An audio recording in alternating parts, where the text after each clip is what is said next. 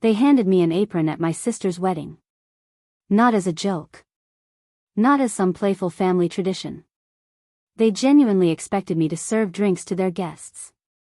My mother didn't even look at me when she pressed the folded white fabric into my hands.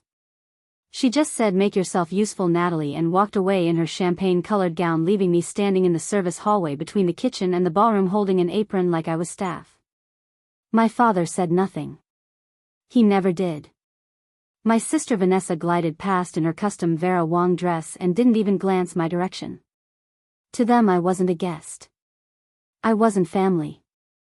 I was simply someone who existed in the background.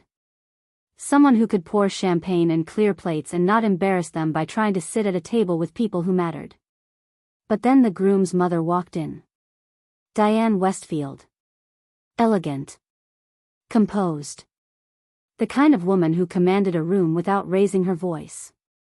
Before we jump back, and tell us where you're tuning in from, and if this story touches you, make sure you're subscribed, because tomorrow I've saved something extra special for you. And the moment her eyes landed on me, her entire expression changed. "Dr. Brennan," she said, and her voice carried across the hallway like a bell. "You saved my grandson's life." Everything stopped. My mother turned around so fast I thought she might snap her neck. My father froze mid-conversation with a state senator. Vanessa's smile faltered for just a second before she tried to recover. And me, I just stood there holding that apron, feeling the weight of 3 decades of dismissal start to lift off my shoulders. If you've ever been invisible in your own family, if you've ever been treated like you didn't measure up, or if you've ever walked into a room and realized the people who were supposed to love you never actually saw you, then this story is for you. Because what happened next didn't just change that one day. It unraveled everything my family believed about worth, about status, and about who deserves a seat at the table. Stay with me, because by the end of this you'll see how one moment of recognition can rewrite an entire legacy. Natalie Brennan learned very early that love in her family was a transaction. It wasn't given freely. It was earned through compliance, through silence, through making yourself small enough that you didn't disrupt the image her parents spent their entire lives constructing. She was 34 years old now and a cardiothoracic surgeon at Oregon Heart Institute, but to her family she might as well have been a clerk at a convenience store. Not because they didn't know what she did. They knew. They just didn't care. Richard and Patricia Brennan lived in a sprawling estate on the edge of Lake Oswego, where the lawns were always perfect and the neighbors were always influential. Richard had built Brennan Properties Group from a single commercial development into one of the largest real estate portfolios in the Pacific Northwest. Patricia chaired the Rose Festival Association and spent her days orchestrating charity luncheons where women in pearls sipped sparkling water and discussed who was worth knowing. Their world was small but meticulously curated. Every friend, every business associate, every social engagement was chosen with precision. And their daughters were part of that image.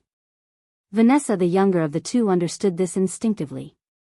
She was 29, stunning, effortlessly charming, and completely fluent in the language of appearances. She knew which designers to wear, which restaurants to be seen at, and which men were acceptable to date. She had graduated from University of Oregon with a degree in communications and now worked in public relations for a boutique firm that represented local politicians and corporate executives. She was exactly what Patricia and Richard wanted. A daughter who reflected well on them. Natalie, on the other hand, had always been different. Quieter. More serious. While Vanessa spent weekends at country club brunches, Natalie spent hers in libraries. While Vanessa flirted her way through sorority mixers, Natalie was dissecting cadavers in anatomy labs.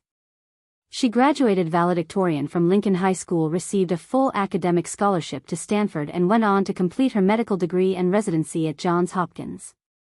She had done it all without a single dollar from her parents. Not because they couldn't afford it. They could have written the check without blinking. But because they didn't believe in it.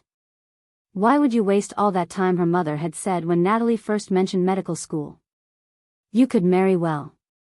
You could work with your father. You could do something that actually benefits this family. But Natalie went anyway. She spent 8 years on the East Coast barely speaking to her family except for obligatory holiday phone calls that lasted less than 10 minutes. She threw herself into her work, into saving lives, into becoming one of the youngest cardiothoracic surgeons in her program. And when she finally returned to Portland 3 years ago, it wasn't to reconcile. It wasn't to prove anything. It was because she wanted to be near the mountains and the rain and the city she had grown up in, even if the people who raised her didn't want her there. She bought a modest apartment in the Pearl District. Nothing flashy. Just a one-bedroom with large windows and a view of the Willamette River. She furnished it with second-hand bookshelves and a couch she assembled herself. It was small, but it was hers. And for the first time in her life she felt like she could breathe. Her parents rarely called. When they did, it was usually because they needed something. A name for a donor list. A quote for a charity event featuring local professionals. Once her mother had asked her to introduce a colleague who worked in orthopedics to a board member at a hospital foundation. Natalie had done it not because she wanted to help, but because saying no required energy she didn't have. Vanessa, on the other hand, called often. But never to ask how Natalie was doing. It was always about herself. Always about her latest promotion, her new boyfriend, her invitation to some exclusive gala. Natalie listened politely and said congratulations in all the right places, but she never felt like a sister in those conversations. She felt like an audience. Family dinners were worse. They happened 3 or 4 times a year, usually around holidays, and always at the estate. The dining room was enormous with a table that could seat 16, but it always felt cold. The conversations revolved around business deals, social gossip, and Vanessa's life. Natalie would sit quietly cutting her food into small pieces and waiting for it to be over. Once during Thanksgiving, her father had asked her how work was going, and before she could answer, her mother interrupted with a story about a surgeon's wife she had met at a luncheon who wore the most darling Chanel suit. The conversation never returned to Natalie. Natalie wanted to argue. Wanted to say that coordinating catering wasn't pitching in, it was working. But she also knew that arguing with Patricia Brennan was like shouting into a hurricane. It accomplished nothing and left you exhausted. Fine, she said quietly. Her mother nodded and turned back to the seating chart. Oh, and Natalie. Try to stay out of sight during the ceremony. We don't want any distractions. Natalie left the suite and made her way down to the kitchen. The catering staff was a flurry of motion. Servers in black vests and bow ties moved between stations carrying trays and checking orders. The head caterer, a woman named Claudia with sharp eyes and a Bluetooth earpiece, looked at Natalie with confusion. Can I help you? She asked. I'm supposed to coordinate with you, Natalie said. Make sure everything is on schedule. Claudia frowned. We already have a coordinator. The mother of the bride hired someone last week. Natalie felt something cold settle in her stomach. So you don't need help? Claudia shook her head. We're fine. But if you want to check in, that's okay, I guess. Are you with the family? Natalie hesitated. Sort of. Claudia studied her for a moment, then shrugged. All right. Well, we're about to start setting up for cocktail hour. If you want to observe, you can, but honestly, we've got it covered. Natalie nodded and stepped back. She realized then what her mother had done. This wasn't about being short-staffed. This was about keeping Natalie busy. Keeping her out of the way. Keeping her from sitting with the guests and reminding everyone that the Brennan family had a daughter who didn't fit their narrative. She walked back toward the ballroom. Guests were starting to arrive. Women in designer gowns. Men in tailored tuxedos. Everyone looked like they had stepped out of a catalog for wealth and elegance. Natalie was wearing a simple black dress she had bought off the rack at Nordstrom. It was nice enough, but next to the other guests she felt invisible. She spotted her father near the entrance shaking hands with a man she recognized as a city councilman. Richard Brennan looked every bit the patriarch. Silver hair perfectly combed. Custom suit that probably cost $5,000. A smile that was warm and empty at the same time. He saw Natalie and gave her a brief nod before turning back to his conversation. No greeting. No acknowledgement. Just a nod like she was a valet who had parked his car. Natalie felt the anger start to simmer. She walked back toward the service hallway, the narrow corridor between the kitchen and the ballroom where staff moved in organized chaos. And that's when her mother found her again. Patricia appeared with a folded white apron in her hands. "Here," she said, pressing it into Natalie's hands. "What is this?" Natalie asked. Her mother didn't meet her eyes. "Just put it on and help with the drinks. The servers are overwhelmed and we need someone to make sure the champagne gets to the right tables." Natalie stared at the apron. It was plain white with the hotel's logo embroidered in the corner. The kind of thing servers wore. The kind of thing staff wore. "You want me to serve drinks?" she said, and her voice sounded far away. Her mother's expression didn't change. Natalie stopped being dramatic. "Just make yourself useful." And then Patricia Brennan walked away. Just like that.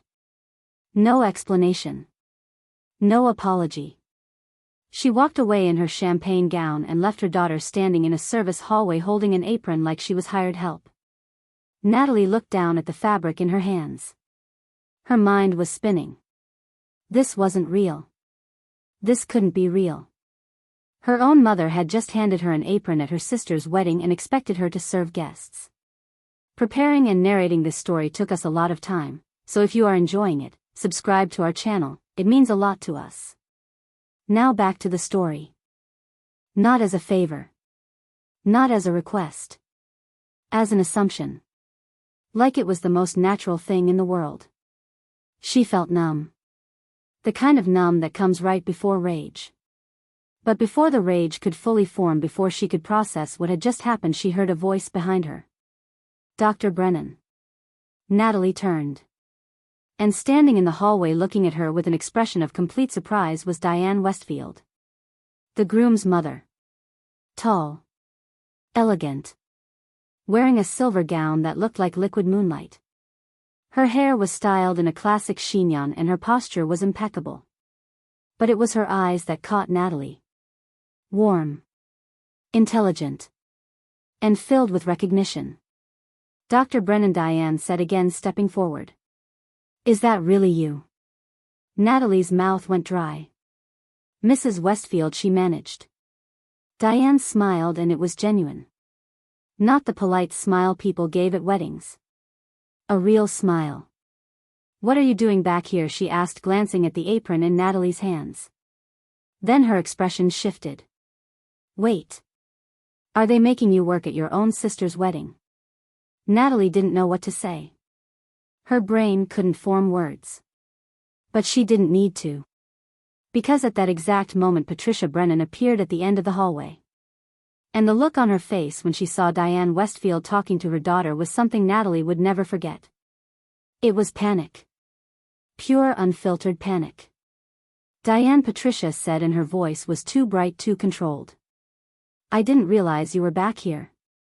Is everything all right?" Diane turned to face her and there was a coolness in her expression that hadn't been there a moment ago. "Everything's fine, Patricia. I was just surprised to see Dr. Brennan in the service area." Patricia's smile didn't falter, but Natalie saw the tension in her shoulders. "Oh, Natalie was just helping us with a few last-minute details. You know how weddings are. Always something to manage." Diane looked at Patricia for a long moment. Then she looked back at Natalie. "Dr. Brennan," she said, and her voice carried a weight that made everyone in the hallway stop moving.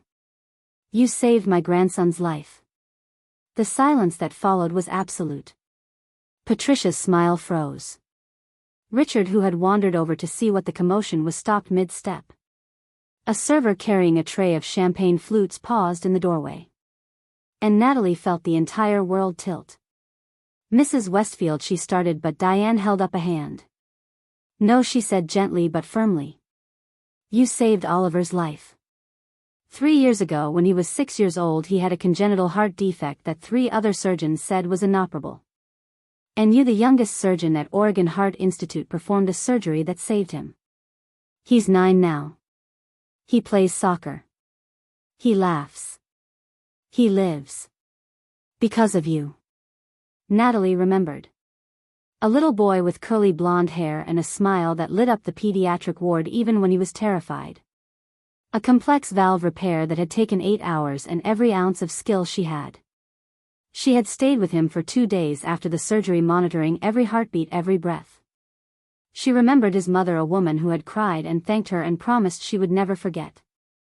"That was you," Natalie said quietly. Diane nodded. "That was me. And I have thought about you every single day since. I've told everyone I know about the brilliant surgeon who gave my family our boy back. And now I find you here." She glanced at the apron still in Natalie's hands, "at your own sister's wedding, being treated like staff." She turned to Patricia. And her voice when she spoke next was ice. "Is this how you treat your daughter?" Patricia opened her mouth but no sound came out. Richard stepped forward and Natalie saw something she had never seen before. Her father looked uncertain. "There's been a misunderstanding," he said carefully. Diane's eyes didn't leave Patricia. "Has there?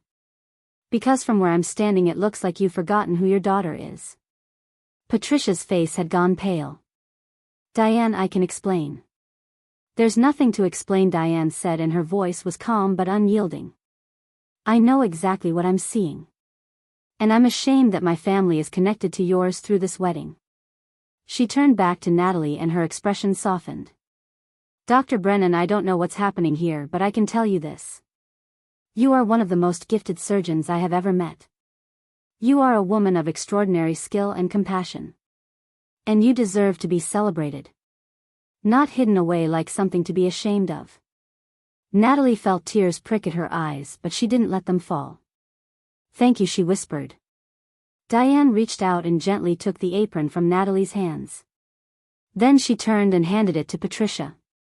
"I believe this belongs to you," she said. And then Diane Westfield walked away, leaving Patricia and Richard standing in stunned silence. Natalie stood there, her heart pounding, her hands shaking. And for the first time in 34 years she didn't feel invisible. She felt seen. The ceremony proceeded as planned, but the air had shifted. Natalie could feel it the moment she walked into the ballroom and took her seat. Not in the back where she had expected to be relegated, but in the third row. A seat that had mysteriously opened up after Diane Westfield had made it very clear to the wedding coordinator that Dr. Brennan was to be treated as an honored guest. Her mother had tried to protest quietly, of course, but Diane had simply looked at her with those calm, unwavering eyes and said, "I insist." And that had been the end of it. Natalie sat down, smoothing her simple black dress and feeling the weight of curious stares. People were whispering. Not loudly, but enough that she could hear the buzz of speculation rippling through the rows of designer gowns and tailored tuxedos. Who was she? Why had Diane Westfield made such a scene? What had happened in that hallway? She kept her eyes forward, watching as the string quartet began to play and the wedding party made their entrance. Bridesmaids in blush pink. Groomsmen in charcoal gray. And then Vanessa. Her sister looked breathtaking. The Vera Wang gown fit her like it had been painted on. Her hair was swept up in an intricate design that had probably taken hours. Her makeup was flawless. She looked like she had stepped out of a bridal magazine. Like she was born to be the center of attention. And as she walked down the aisle on their father's arms, smiling that perfect practiced smile, Natalie felt something unexpected. Not jealousy. Not anger. Just a quiet sadness. Because Vanessa had everything their parents valued and nothing that actually mattered. The ceremony was traditional.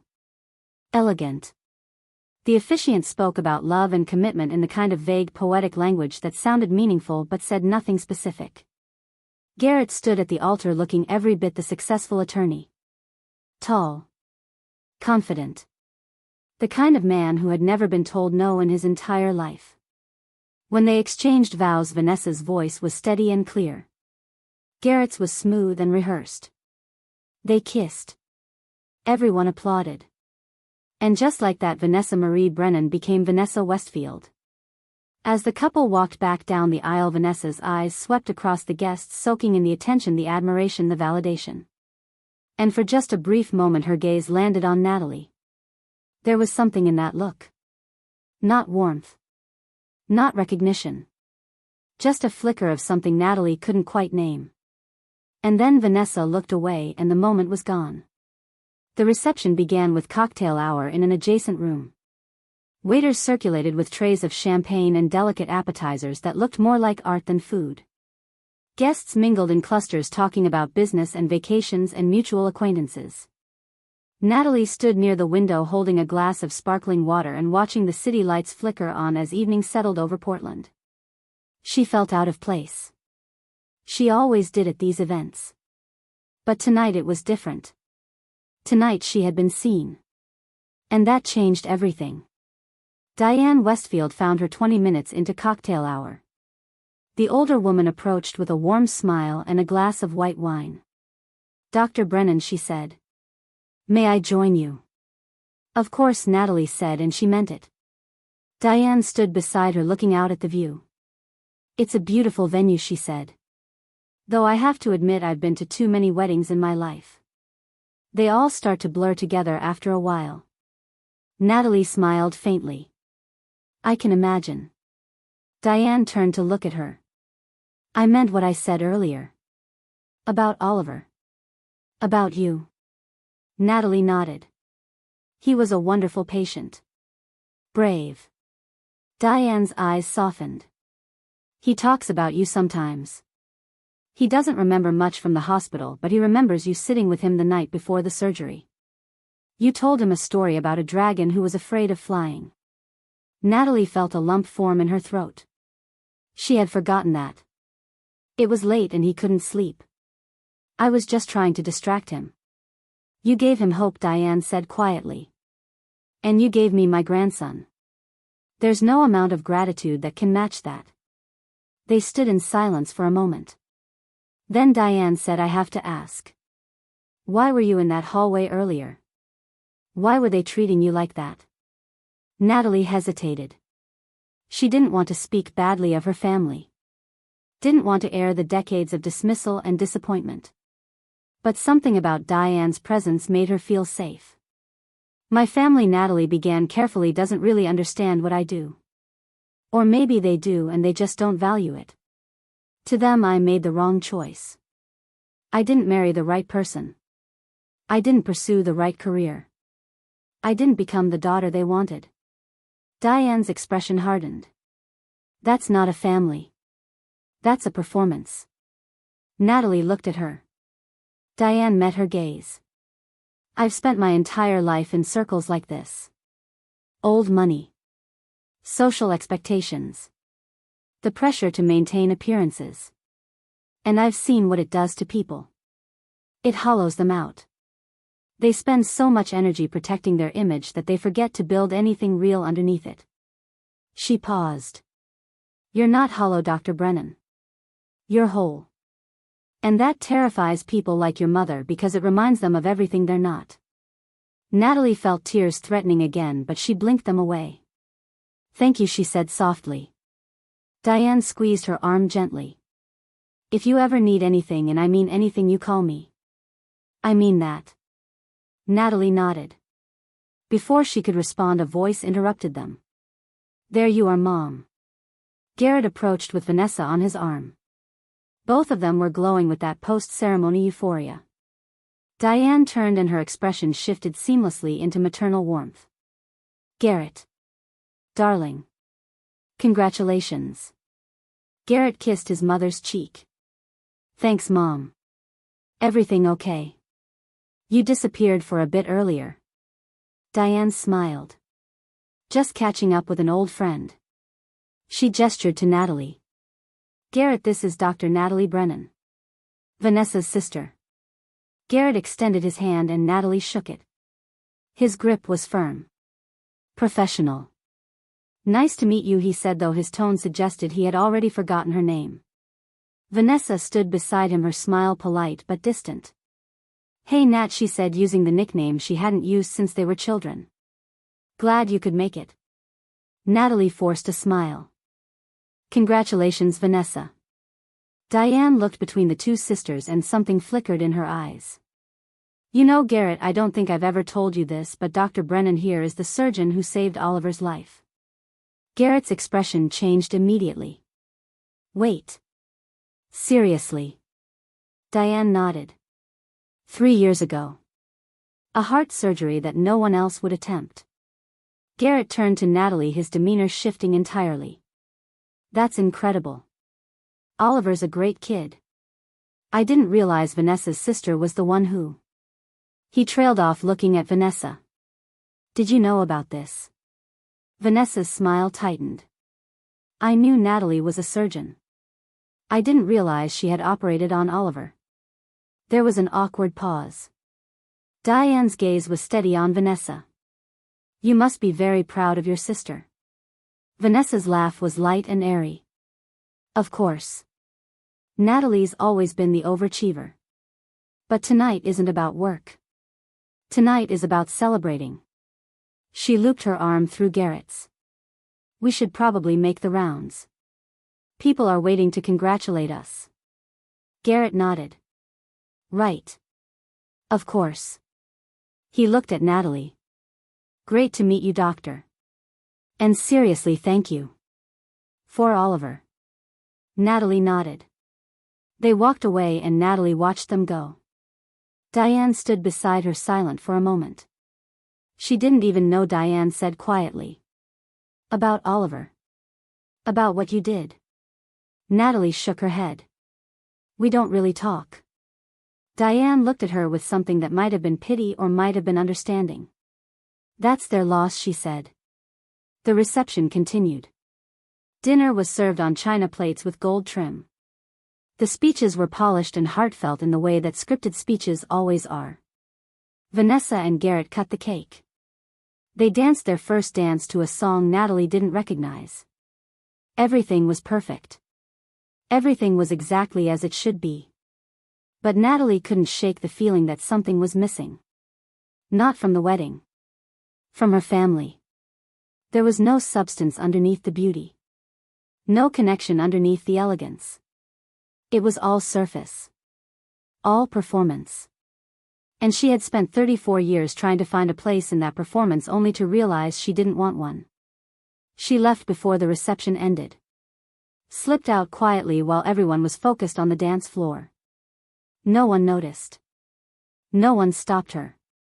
She drove home through the rainy Portland streets, and when she walked into her apartment, Marcus was waiting for her on the couch. He looked up as she came in. How was it, he asked. Natalie dropped her purse on the table and sat down beside him. She leaned her head on his shoulder and he wrapped his arm around her. It was everything I expected, she said. And nothing I needed. Marcus kissed the top of her head. I'm sorry. She closed her eyes. I'm not. Not anymore. They sat in silence. Outside, the rain picked up, tapping against the windows like a gentle reminder that the world kept turning no matter how strange the day had been. And for the first time since she had received that cream-colored invitation 6 weeks ago, Natalie felt at peace. But peace is a fragile thing. And 3 days later everything changed again. Natalie was in the middle of a consultation when her phone buzzed. She ignored it. Then it buzzed again. And again. During a break she checked her messages and her stomach dropped. 17 missed calls. 12 text messages. All from numbers she didn't recognize. And 1 voicemail from a number she did. Her mother. She listened to the voicemail standing in the hospital hallway. Natalie. Patricia's voice was tight. Controlled. Call me immediately. This is urgent. Natalie called back. Her mother picked up on the first ring. Where have you been? Patricia demanded. I've been working, Natalie said. What's going on? Her mother's voice was strained in a way Natalie had never heard before. We have a situation. A reporter called this morning asking questions about you. About your work. About Oliver Westfield. Natalie frowned. Okay. And Patricia said, her voice rising, they're doing a feature. On you. For 60 minutes. Natalie's heart stopped. What? Apparently someone nominated you for a segment on medical innovation. They're calling it Pioneering Heart Surgery Saving Pediatric Lives. They want to interview you. Film you at work. They want to feature your wedding photo with Marcus. The one that's been circulating on medical forums. Natalie's mind was racing. I didn't know anything about this. Well, it's happening, Patricia snapped. And it's going to air in 2 weeks. Natalie, they're calling you one of the most groundbreaking surgeons in the country. There was a long pause. And then Patricia said something Natalie never expected to hear. We need to fix this. Fix what? Natalie asked slowly. Fix the narrative, Patricia said. People are going to ask questions. About why you weren't included in the family photos at Vanessa's wedding. About why no one mentioned you in the speeches. About why you were. She hesitated. About why you were in the service hallway. Natalie felt something cold settle in her chest. You want me to lie? I want you to help protect this family, Patricia said. We've worked too hard to build our reputation to have it undermined by what? Natalie interrupted. By the truth. There was silence on the other end of the line. Mom, Natalie said, and her voice was calm. I'm not going to lie. I'm not going to pretend that you didn't hand me an apron at Vanessa's wedding. I'm not going to cover for you. Patricia's voice turned sharp. Natalie, if you do this, if you embarrass us publicly, there will be consequences. What consequences? Natalie asked. You've already cut me out. You've already made it clear I don't belong. What else can you possibly take from me? Her mother didn't answer. Natalie hung up. And as she stood there in the hospital hallway with the fluorescent lights buzzing overhead, she realized something. She wasn't afraid anymore. Not of her mother. Not of her family's rejection. Not of being invisible. Because in 2 weeks the entire country was going to see her. And there was nothing Patricia Brennan could do to stop it. The 60 Minutes crew arrived at Oregon Heart Institute on a Tuesday morning. Natalie had barely slept the night before, not from nerves but from the surreal nature of what was about to happen. A national television program was going to film her doing the work she loved. The work her family had spent decades dismissing as unimportant. The producer was a woman named Helena with kind eyes and a calm demeanor that immediately put Natalie at ease. They spent the first hour walking through the hospital discussing the structure of the segment. Helena explained that they wanted to capture Natalie in her element. In surgery. With patience. Doing the work that had earned her recognition from peers across the country. They had already interviewed Diane Westfield, who had apparently been the one to nominate Natalie for the feature. Diane had told them about Oliver, about the surgery that had saved his life, and about the young surgeon who had refused to give up when everyone else had said it was impossible. Helena had done her research. She knew about Natalie's background. Stanford. Johns Hopkins. The groundbreaking technique she had developed for minimally invasive pediatric valve repair. The research papers. The lives saved. And then, almost as an afterthought, Helena mentioned the wedding photo. We've seen it circulating on medical forums, she said. It's beautiful. Simple. Real. We'd love to include it in the segment if you're comfortable with that. It really captures something authentic about who you are outside the hospital. Natalie hesitated. The photo had been taken by Aunt Lorraine on a disposable camera. It showed Natalie and Marcus standing under the trees at Hoyt Arboretum. No professional lighting. No posed smiles. Just two people looking at each other like they were the only two people in the world. Marcus was brushing a strand of hair from her face and Natalie was laughing. It was the most genuine moment of her life captured in a single frame. She had posted it on a private medical forum months ago when someone had asked about work-life balance. She hadn't expected it to spread. Hadn't expected thousands of doctors and nurses and medical students to share it as a reminder that life existed beyond hospital walls. That's fine, Natalie said. You can use it. The filming took 3 days. They captured Natalie in pre-op meetings explaining procedures to anxious parents. They filmed her scrubbing in with her surgical team, the focus in her eyes as she prepared to enter the operating room. They even filmed parts of a surgery with permission from the patient's family, a 7-year-old girl named Sophie who had been born with a heart defect similar to Oliver's. Natalie worked for 6 hours. Her hands steady. Her voice calm as she communicated with her team. And when it was over, when Sophie's heart was beating strong and healthy, Natalie stepped out of the OR and allowed herself a moment to breathe. Helena interviewed her afterwards, still in her scrubs, her hair tied back. "Why do you do this?" Helena asked. "Why this specialty? Why children?" Natalie thought for a moment. "Because they deserve a chance," she said. "Because a child's life shouldn't be limited by something they were born with. Because when I see a kid like Sophie running and playing and living without fear, that's worth every sleepless night, every difficult surgery, every moment of doubt." Helena smiled. "You're good at this." Natalie shook her head. "I just care. That's all." But it wasn't all. And Helena knew it. The segment also included interviews with colleagues. With parents of former patients. With Oliver Westfield himself, who was now 9 years old and played midfielder on his soccer team. He didn't remember much about the surgery, but he remembered Dr. Natalie. "She told me I was brave," he said to the camera. And she was right. The segment was scheduled to air on a Sunday evening. Natalie didn't tell her parents. Didn't tell Vanessa. She told Marcus and Aunt Lorraine and her best friend Priya, and that was enough. The night it aired, Natalie and Marcus sat on their couch with takeout from their favorite Thai restaurant and watched. The segment opened with footage of the hospital. Then Natalie's voice. "My name is Dr. Natalie Brennan. I'm a cardiothoracic surgeon. And I spend my days fighting for hearts that need a second chance." The next 20 minutes were a blur. Interviews. Surgical footage. Testimonials from families. And then the wedding photo.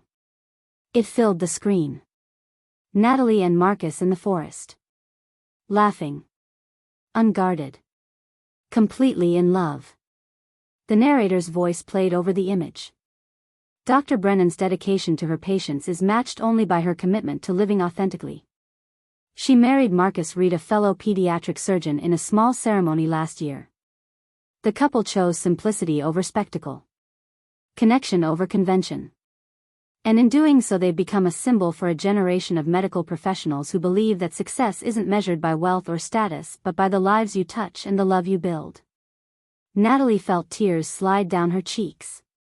Marcus squeezed her hand. The segment ended with Natalie in her office looking directly at the camera.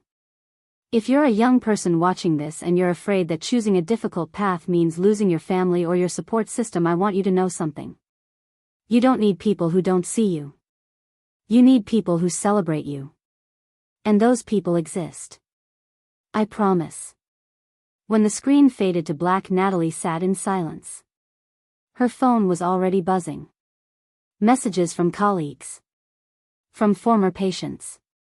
From people she hadn't spoken to in years. And then the calls started. 17 in the first hour. All from the same area code. Lake Oswego. Her parents. Vanessa.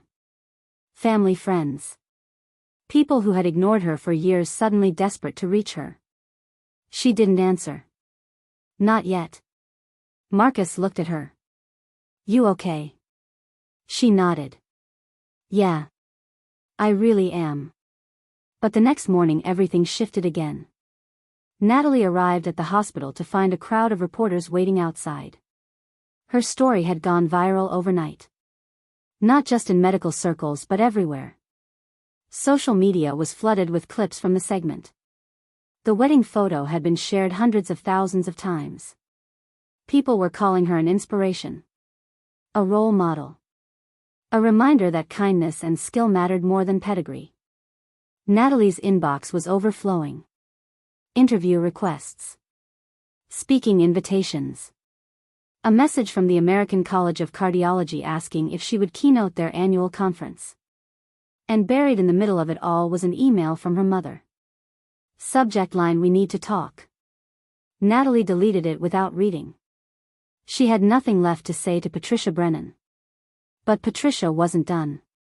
That afternoon a courier arrived at the hospital with a hand-delivered envelope. Inside was a letter written on Patricia's personal stationery. "Natalie. I've watched the segment. I've seen the response. I want you to know that your father and I are incredibly proud of what you've accomplished. We always knew you were capable of great things. We would love to sit down and talk. To reconnect. To be part of your life again. There's been a misunderstanding and I think it's time we cleared the air. Please call me Mom.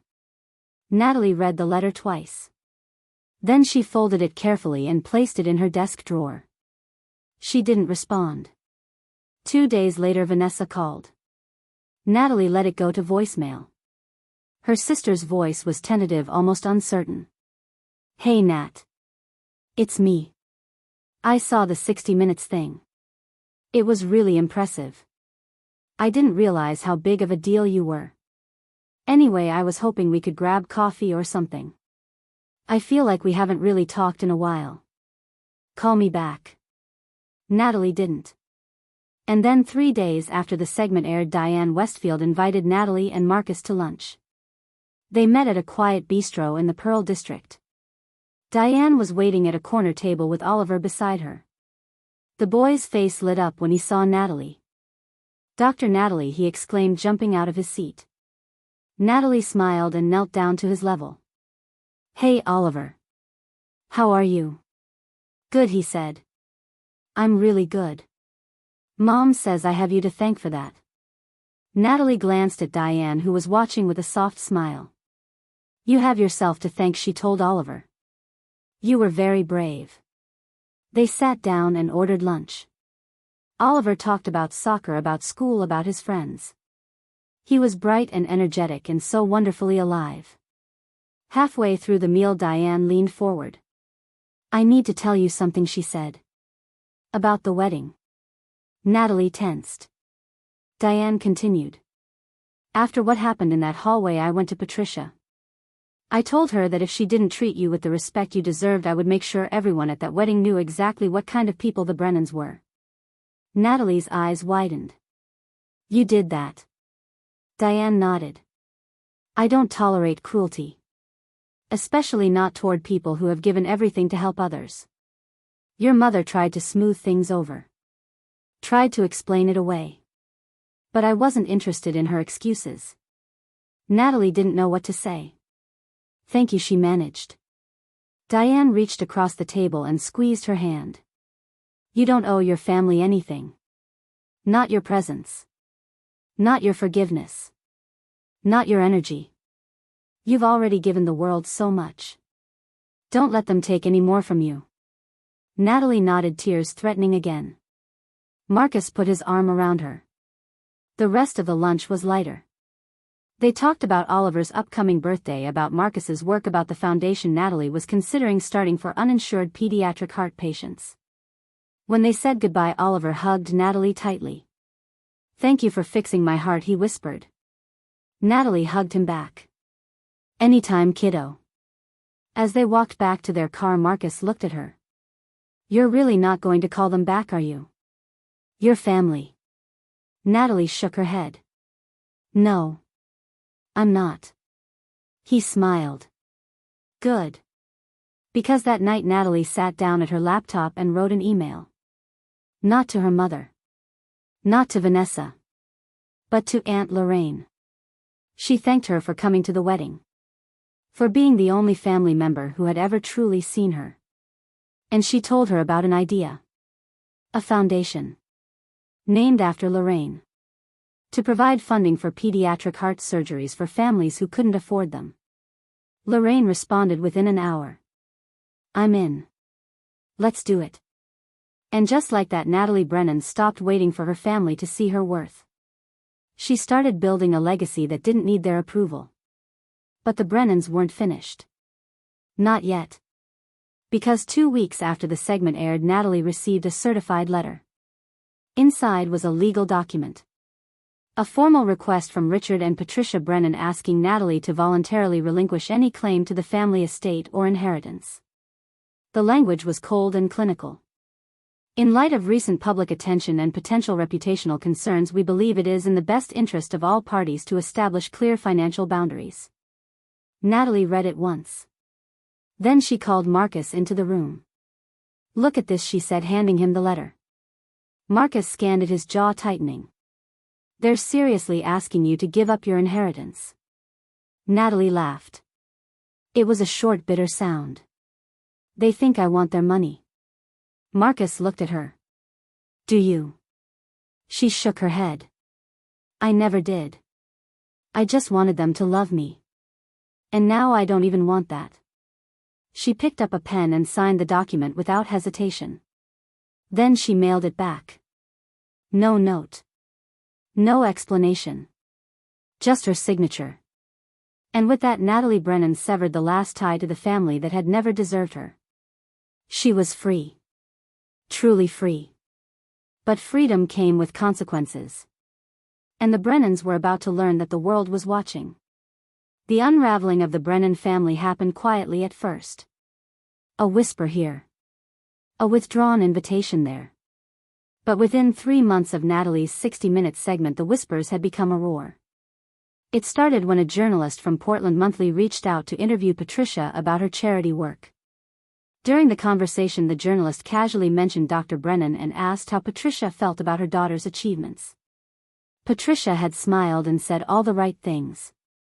We've always been supportive of Natalie's choices. We're very proud. But the journalist had done her homework. She had footage from Vanessa's wedding. Photos that guests had posted on social media. And in none of them did Natalie appear. The article that followed was titled The Invisible Daughter, and it painted a damning picture of a family so consumed with image that they had erased their most accomplished member. Within days, Richard's business partners began distancing themselves. Patricia was quietly asked to step down from the Rose Festival Association. The official reason was a desire to pursue other opportunities, but everyone knew the truth. The Brennans had become toxic. Vanessa's life imploded even faster. 3 months after her perfect wedding, Garrett was arrested at the airport. Federal agents had been investigating him for over a year. Embezzlement. Wire fraud. Securities violations. The evidence was overwhelming. He had been siphoning money from client accounts to fund a lifestyle he couldn't afford. The news hit every major outlet. Vanessa's face was suddenly everywhere. Not as the beautiful bride, but as the wife of a criminal. She lost her job. Her friends stopped returning calls. And when she went to her parents for help, they told her the same thing they had told Natalie for years. We can't be associated with this kind of scandal. Vanessa showed up at Natalie's apartment on a cold November evening. Her hair was pulled back in a messy ponytail. Her designer clothes replaced with jeans and an oversized sweater. She looked small. Natalie opened the door, and for a long moment neither of them spoke. I didn't know where else to go, Vanessa said finally. Natalie stepped aside. Come in. They sat in the living room. Marcus had taken their daughter to visit his parents, giving the sisters space. Vanessa stared at her hands. I'm sorry, she said. For everything. For the wedding. For not standing up for you. For being exactly what they wanted me to be. Natalie didn't respond right away. She just listened. I've lost everything, Vanessa continued. Garrett's going to prison. Mom and Dad won't even talk to me. Everyone I thought was my friend has disappeared. And I realized that I don't even know who I am without all of it. Without the image.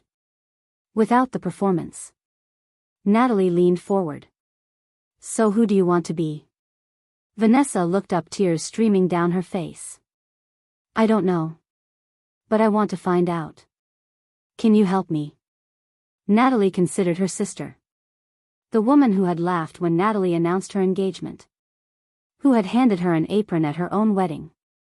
Who had spent 30 years being everything Natalie wasn't. I can't fix your life, Natalie said gently. But I can offer you a place to figure it out. Vanessa stayed in their guest room for 2 months. She got a job at a nonprofit that helped women re-entering the workforce after incarceration. It wasn't glamorous. It didn't come with a title or prestige. But it was real. And slowly Vanessa started to change. Not into someone new, but into someone authentic. Someone who asked questions instead of performing answers. Someone who listened instead of waiting for applause. One evening as they sat together folding laundry, Vanessa said, I understand now. Why you left. Why you chose Marcus. Why you built a life away from all of that? Natalie smiled. It took me a long time to understand it too. Vanessa looked at her. Do you think they'll ever change? Mom and Dad? Natalie shook her head. I don't think so. And I've made peace with that. Vanessa nodded slowly. Me too. 2 years later, Natalie stood on a stage in Geneva addressing the International Cardiac Surgery Conference. She spoke about innovation. About the importance of accessible healthcare. About the children whose lives had been transformed because someone believed in a better way. In the audience sat Marcus holding their daughter. Aunt Lorraine. Priya. Diane Westfield and Oliver. And Vanessa. Her parents were not there. They had never reached out again after Natalie signed away her inheritance. Their empire had continued to crumble. Richard's company was under investigation. Patricia had become a recluse. The Brennan name that had once opened doors now closed them. But Natalie wasn't thinking about them as she stood on that stage. She was thinking about the little girl she had operated on that morning. About the parents who had cried with relief. About the foundations she and Lorraine had built that had already funded over 200 surgeries. After the speech, Diane approached her. You've changed the world, she said. Natalie shook her head. I just did my job. Diane smiled. No. You did more than that. You proved that worth isn't inherited. It's earned. That night Natalie sat on the balcony of their hotel room watching the lights of Geneva sparkle below. Marcus joined her. What are you thinking? He asked. She looked at him. I'm thinking that I spent so many years trying to earn love from people who were never going to give it. And now I'm surrounded by people who give it freely. He kissed her forehead. You deserve it. She smiled. So do you. And in that moment Natalie realized something profound. She had never needed her family's approval. She had only needed to approve of herself. The girl who had been handed an apron at her sister's wedding had become a woman who saved lives. Who built legacies. Who defined her own worth. And no one could ever take that away. Up next, you've got 2 more standout stories right on your screen. If this one hit the mark, you won't want to pass these up. Just click and check them out.